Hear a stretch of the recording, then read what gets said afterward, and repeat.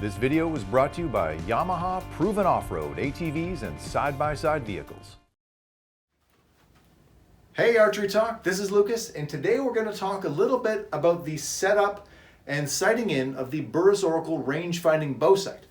This sight would compete directly, at least I think, against the Garmin Zero that we tested a little while ago and that we're still testing right now. It's a similar idea, but a different way to achieve the goal of rangefinding. But before we get into that a little bit, I just want to talk about the setup specifically. The Oracle mounts onto your bow like you would mount on any sight, just with 2 screw holes here. Nothing is really different there. The differences all come when you're after you get your initial 20-yard mark. So this sight, where it differs from the Garmin, is that there's always a 20-yard pin. So if you have no battery or whatever issues you might have with the sight, you'll always still have a 20-yard mark. So you could still pretty comfortably hunt at 30 yards or so and in.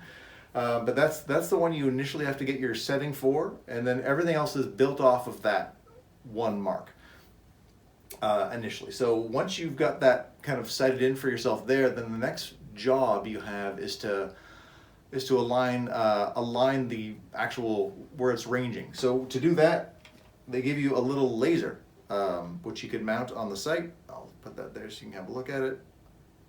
And the laser just kind of mounts right in here, just like that.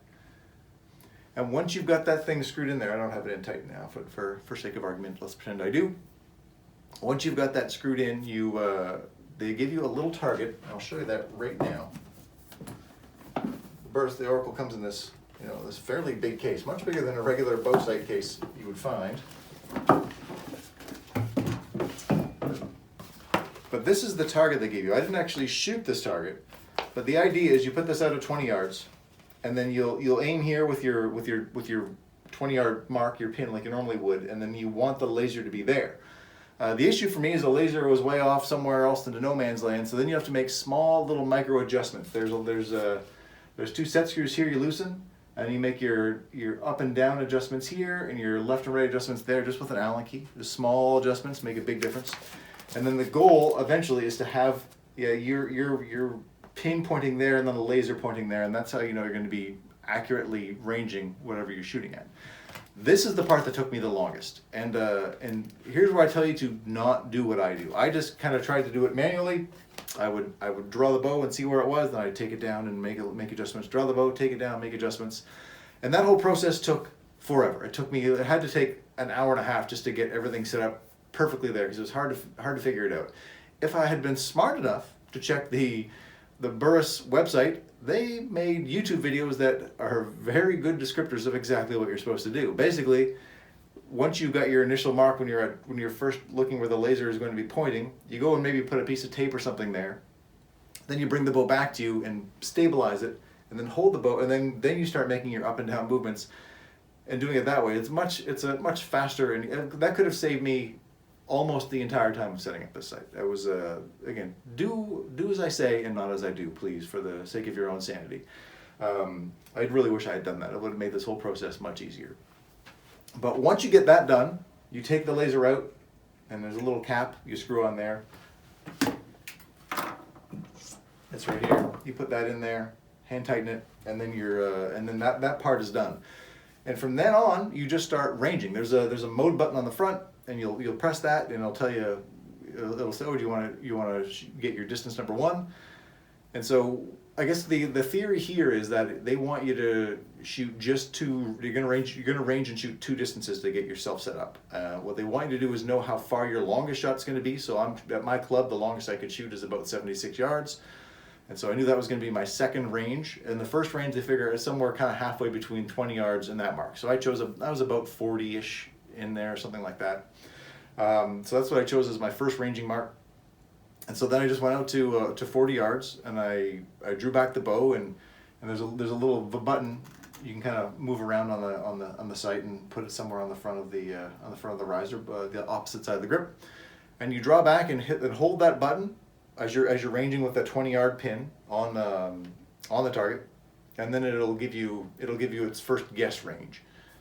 So it knew that it had the yardage marked out, but it kind of guessed. There's a tree that runs down the middle of the Burris scope, like a little thin mark, and there's just a bunch of different LED lights, or 50 some odd LED lights. And so it'll give you an LED light that it thinks you'll range for, and I shot that one, and it was very, very close. I think I had to move it one spot to get where I wanted to, and I shot a few times, and I was hitting right where I wanted to, and so then I just saved it. There's a save button on here, saved that first shot, then I moved over to 76 yards for the second range, and did the same thing over there.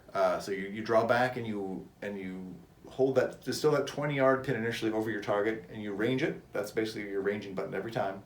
And then it'll give you a little light somewhere farther down the tree. And I did that again, and I shot that. It was a little bit high, and made a tweak or two, and found my sweet spot. And that was it. All of a sudden, I had yardages ranged out from 10 to 76 yards with just those two marks. You run it through and test it a little bit, make sure it fits what you need to do. I did it the first night. I spent so much time with that laser, I was a little tired by the time I came to ranging, so I came in again the following night and just wiped it out and redid it again. And it took me about 10 minutes to get everything else ranged. And then that was it. The whole thing is ranged and good to go. To help you out initially when you're installing this thing, on the back, there's it's almost like having a second peep sight. There's a little kind of flow yellow, flow green semicircle, and you can you center that in your peep and center that over that 20-yard pin when you're ranging, and it kind of helps. It's basically a torque indicator. And so I've kept it on there for now. I think I'm going to take it off when I was shooting some 3D targets that were kind of in like that 15 to 35-yard mark. I kind of found that was kind of making my sight picture a little busy. So I'm going to take that off, but it's a good thing to have on there when you're just setting up. Taking it off is easy as unscrewing a wing nut, and you're good to go. So that's about it. The battery is just a single battery that slides in here, and the only cable you have is this guy that connects basically from the sight and down to your grip. And they give you a little piece of adhesive Velcro. That's where this thing sticks to, and I'm still trying to find the best spot for me to keep that on the bow. I'm not entirely sure where that's going to be yet. It's not. I don't know. I might find a way to secure that down a little bit differently, because right now I'm having trouble getting super comfortable with it.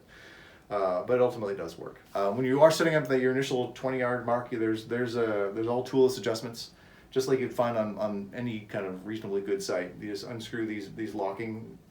These kind of locks, and then you just make left and right adjustments here, and then you screw this one down and make north-south adjustments there. It's pretty cool. It's a great little setup, and if I had paid attention to the Burris videos, I could have saved myself a great deal of time. So I think that's about it for now, ArcheryTalk. Stay tuned for a full review of this sight after I get some more miles behind it, and then eventually a comparison against the Garmin. And we'll see which one ultimately I like best after another few months of testing on this thing. So thanks so much for watching, and we'll see you soon.